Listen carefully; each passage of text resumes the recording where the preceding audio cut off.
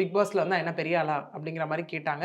கேட்டுட்டு என்னையும் தாக்கி, அது மட்டும் இல்லாமல் அவ்வளோ வெயிட் உள்ள ஒரு பர்சன் வந்து என்ன கீழ தள்ளி, தர்ஷினி அத சொல்லியிருப்பாரு. என் தம்பிய கீழ தள்ளி, என் தம்பி மேல ஏறி உட்கார்ந்திருப்பாங்க அந்த இடத்துல. அப்படின்னு சொல்லிட்டு இதுக்கான வீடியோஸ் எல்லாமே எங்ககிட்ட இருக்கு. அது மட்டும் இல்லாமல் அவர் என்ன சொல்லியிருப்பாரு அடுத்தது சொன்னாருன்னு தர்ஷன் தரப்புல இருந்து சொல்லப்படுதுன்னா, நான் வந்து ஒரு ஜட்ஜோட மகன். ஓகே. அதனால நான் வந்து உன்ன அரெஸ்ட் பண்ண வைக்கிறேன். இம்மீடியட்டா உன்ன நான் ரிமாண்ட் பண்ண வைக்கிறேன் பாரு. நான் என்ன பண்றேன் பாரு அப்படின்னு சொல்லிட்டு தான் அவர் சொல்லிட்டு போனாரு. அப்படின்னு சொல்லி அவர் சொன்ன ஒரு விஷயமா இருக்கு இந்த இடத்துல.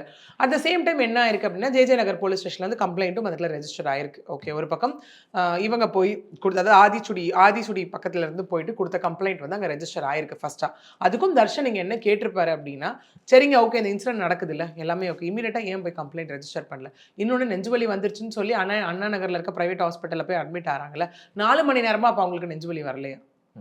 ஓகே. இப்ப நான் பேசினதுனால ஏன்னா இப்ப ஆதிச்சுடி தரப்புலேருந்து என்ன சொல்லப்பட்டிருக்கு அப்படின்னா, நமக்கு நல்லா தெரியும் ஹாஸ்பிட்டல்லேருந்து அவரு சில விஷயங்கள சொல்லியிருப்பாரு அந்த இடத்துல. அதாவது ரிட்டயர்ட் ஜட்ஜ் லோக் அதாலத் ஜட்ஜா இருந்த லைக் மிஸ்ஸஸ் கயல்விழி ஜஸ்டிஸ். அவங்களோட பையன் தான் இந்த ஆதிச்சுடி. அவங்களோட ஒய்ஃப் வந்து மகேஸ்வரி அப்படின்னும் அவர் என்ன சொல்றாரு, நானு, என் ஒய்ஃப், என் அத்தை 3 பேரும் அங்க போய் நின்னுட்டு இருந்தோம். டீ குடிச்சிட்டு இருக்கும்போது என் அத்தை வந்துட்டு, "இது யாரு சினிமா நடிக்கிற மாரி இருக்கே" அப்படின்னு சொல்லிட்டு போய், "என்னப்பா எப்படி இருக்கு?" அப்படின்னு தான் கேட்க போனாங்க. அவர் எடுத்த உடனே வந்துட்டு ரொம்ப தகாத வார்த்தையால அங்க பேச ஆரம்பிச்சுட்டாரு. என்ன இப்படிலாம் பேச போற அப்படின்னு கேட்கும்போது என்ன தாக்கிட்டாரு. என்னால அங்க ப்ராப்பரா நடக்க முடியாது. என் கால் ஃப்ராக்சர் ஆயிருக்கு.